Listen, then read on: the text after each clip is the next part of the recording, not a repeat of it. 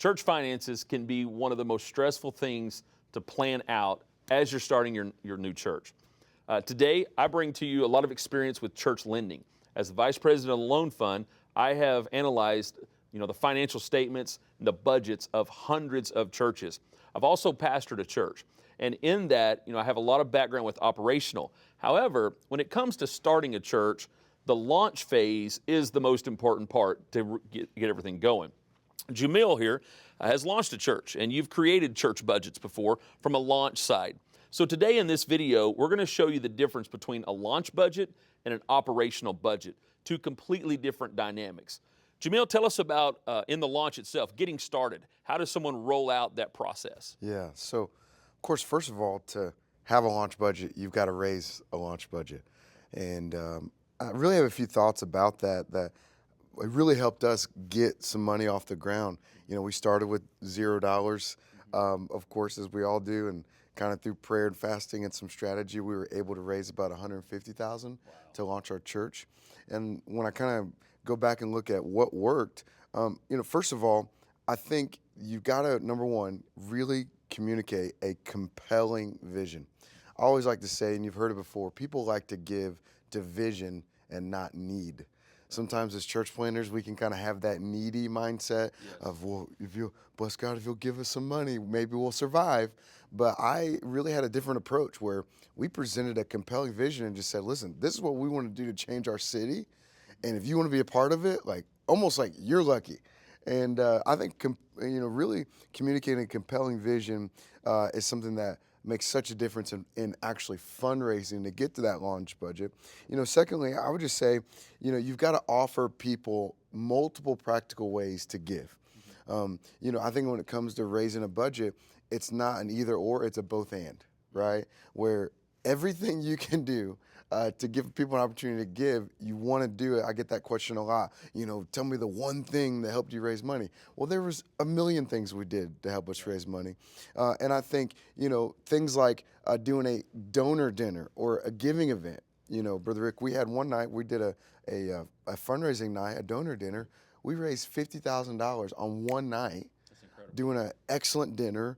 Again, giving a compelling vision and giving people an opportunity to invest. We also had videos that we would do and give people online opportunities. So I just encourage people, think of creative ways, but offer multiple practical ways to give. And then, lastly, in terms of fundraising and building this budget, I just like to say the phrase that everybody knows, your network is your net worth, right? Leading into this process, you've got to make sure you're kind of tapping in and building your network. The team that you've built, what's the network around them? We've had tens of thousands of dollars given to our church from family members of our team that were just invested in what we were doing. And your likely investors are going to be, churches, which I always like to say, hey, catch them in the fall when they're talking about the end of the year giving, something about that, right? Give them an opportunity there. But then there's going to be some private donors too that really want to invest. And I always say, if you're proactive and clear with private donors and you don't give people a bait and switch, and you go and sit down and say, hey, this is my intention, this is what I'm looking for. I've found that when you're intentional, proactive, and clear with churches and with individuals, that you can really get that fundraising off the ground well. So, Joumeel, as you're looking at your launch budget, and it's facilities and it's all those startup costs, how much of that do you communicate to those donors? Do you give them the full picture? Do you break it down for them?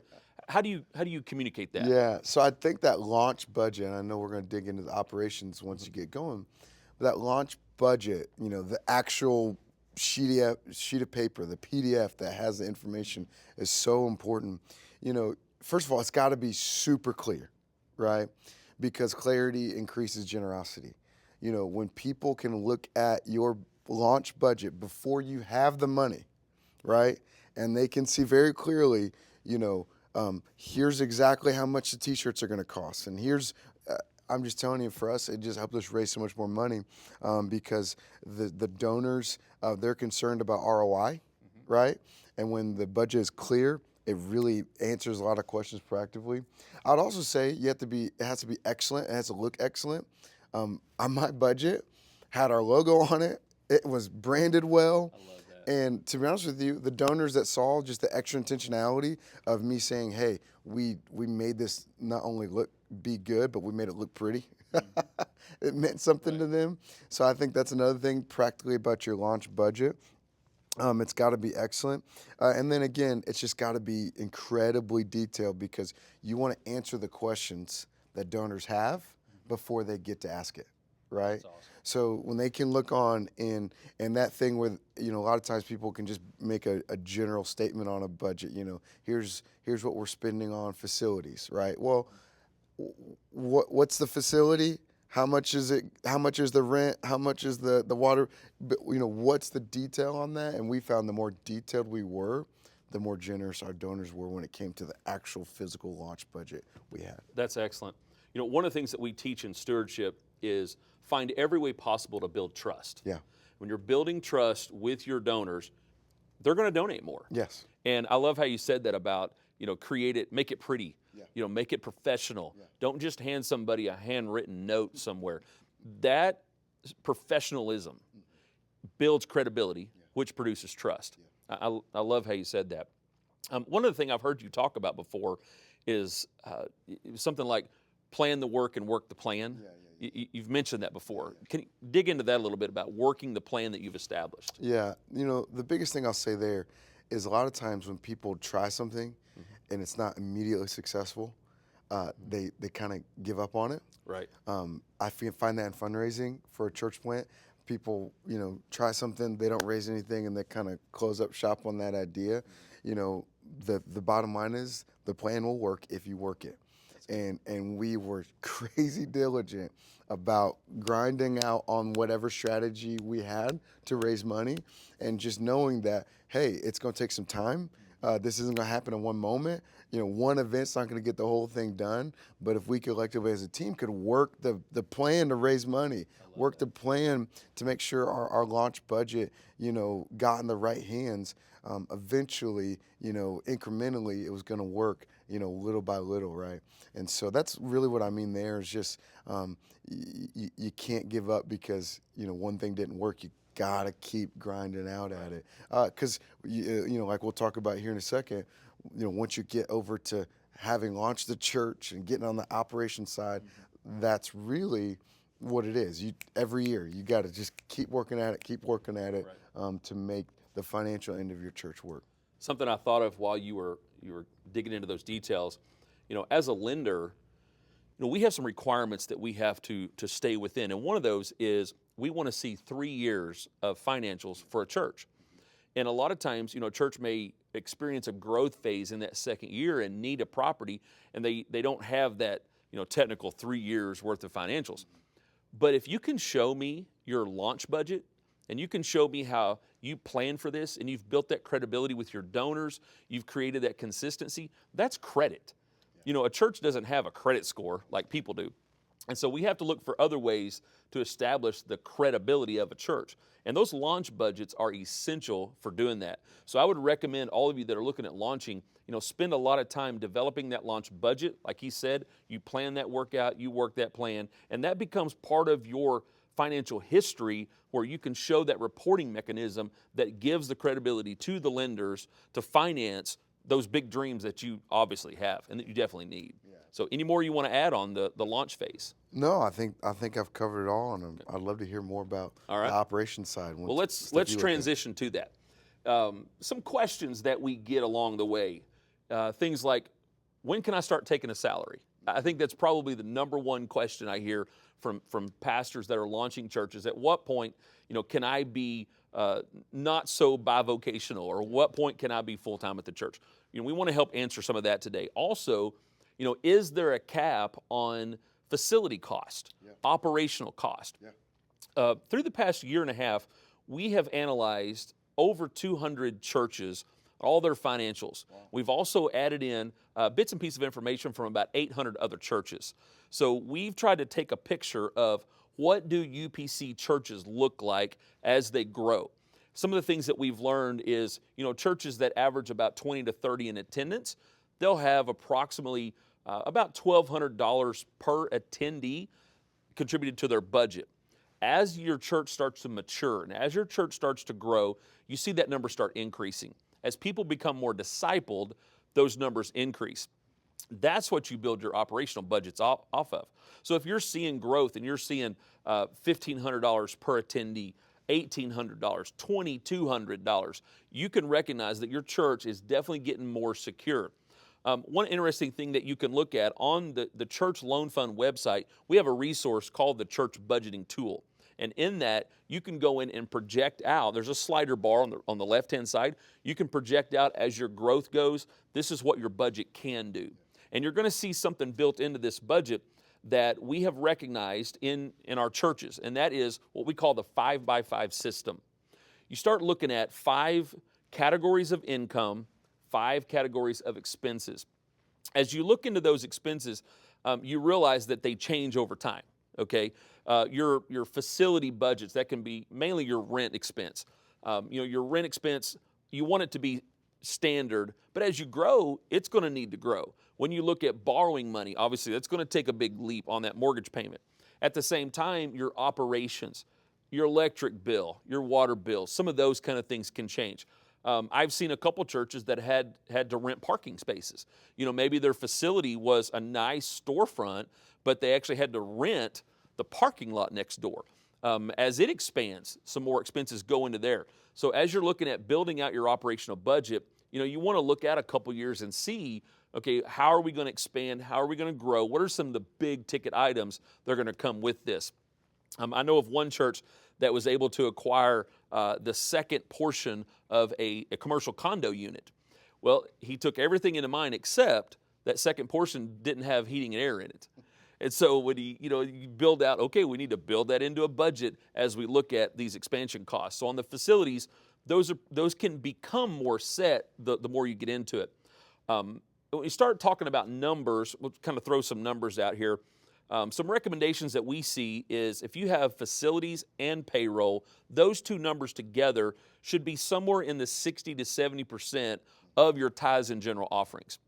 Now, a little piece of advice here. When you're looking into your church budget and you're trying to establish payroll expenses, facility expenses, make sure you're not counting your missions giving as part of your budget. That is flow-through money. That's money. If people are giving to a missions effort, you don't want that built into your budget. You want that to flow through and go to where it needs to go. That's one of the mistakes I see when people are looking at, how much can I afford to borrow? And they say, well, we have this much income. Well, yeah, but 12,000 of that is earmarked for missionaries somewhere. As a lender, I don't ever want to hurt your givings, missions giving. I want to make sure that it's flowing, that you have that capability. Another thing we like to see is about, roughly 10% of a new church's budget going to their own evangelism efforts, sowing back into your own field. I've seen things like, annual block parties. I've seen food bank efforts. I've seen specific, I guess you'd call it orphan and widow funds to make sure that we're meeting, James 1:27. There's some specific things that we've got to do to make sure we're serving the needs of others and building that into your budget and planning for that. You don't ever want to get mortgage poor. You don't want to ever get to the point to where you have a great facility, but you can't afford to minister to people. And so making sure you're building that into those budgets. We also like to see about a 10% variance built in. I know you and I have talked before about your church's budget, and when you build your budget out, you don't project 100% in the next year. How do you talk about how you all do that? Yeah, we really believe in the margin concept. So when we plan out a year, we'll do 90% of last year's budget. That's great.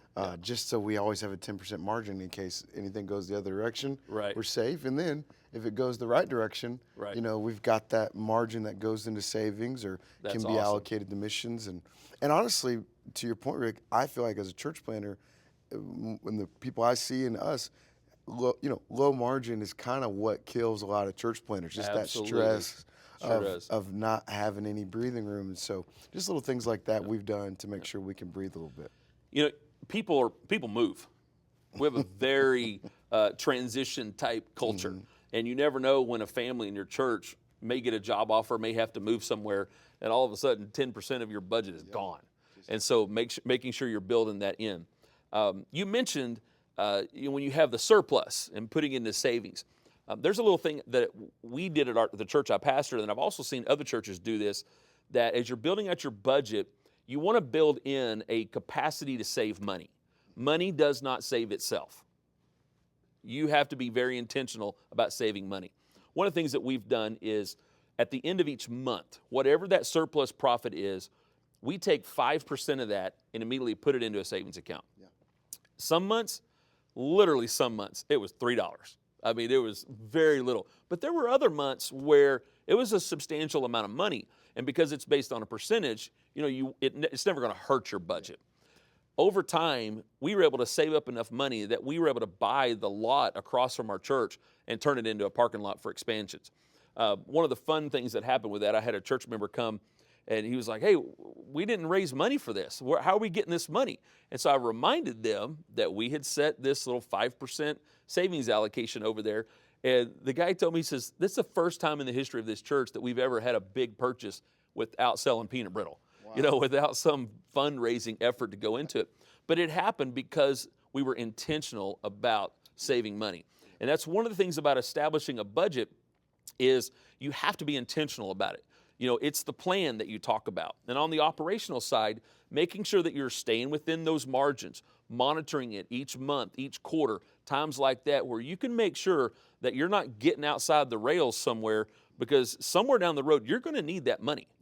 This is one of those deals where as you look at your expense side and your income side, we're always wanting to get money in, but making sure you're managing it as it's going out. Whatever gets measured gets managed. And if you fail to measure it, you're not going to manage the money like you should do. We've talked a lot about the expense side. I want to talk about on the income side, 5 kind of categories of income. Tithing, teaching people how to tithe, the principle of tithing, teaching about general offerings, people who just give out of the kindness of their heart above and beyond, the specific missions related giving. You may want to make sure that your church is giving to Christmas for Christ, building that into your income side of the budget. Always making sure there's some type of building fund or something out there or other expense. We always look at, ways that churches can make sure they have various streams of income to match up with their various outflows.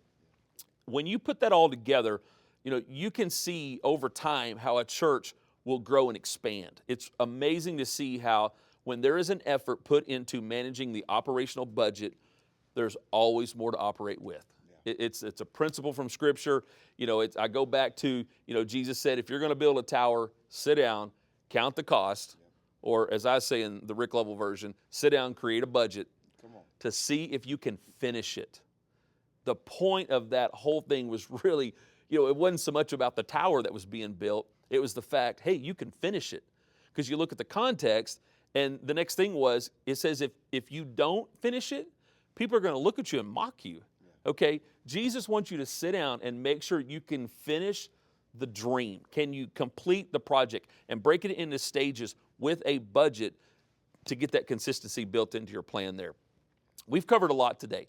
I know there's other areas we could get into and dig into the details of it. I would encourage you to go on the UPCI Loan Fund website, look at our resources at the church budgeting tool. Again, there's several things that you can play with in there, change your numbers around. It's going to show you how much money that your church should be able to afford to borrow. It's going to look at how the giving can change as your church grows. Get a look at those tools. Do you know of any other tools that you would suggest, or any other books to read, anything that go along with that can help them plan out budgeting? Yeah, the biggest thing I'd say, Rick, is, a wise man seeks counsel. That's and good. The multitude of counsel, their safety. I was an assistant pastor, youth pastor, music director. I've done a lot of things in ministry. Mm-hmm. But the one thing that you never get to really do before you can become a pastor is manage the money. That's true. And so the amount of training you have for that area is usually a lot lower than the other areas that you have in ministry. And so my biggest encouragement on that subject is find some mentors, call them. If you're trying to get a building, call Rick Lovell, right? But make sure you have a multitude of counsel in your life that's investing you in this specific area. Because the reality is, I think if we're honest, this is the thing that's good. that limits growth. this is the thing that is the reason most churches that fail, fail. And so making sure you just get a mentor, get a couple that can help you in this area is my biggest advice. Get someone that can handle what you think is a dumb question. Those are the kind of questions that can keep you out of the ditch. And I'd always recommend that. Give us a call. Obviously, establishing whether it's a launch budget, wherever it's at, I got to shout out to you, man. Give you a call. You've got the experience with it also. In all of this, obviously, you're going to pray and you're going to work, and we're going to let God give the increase. Yeah.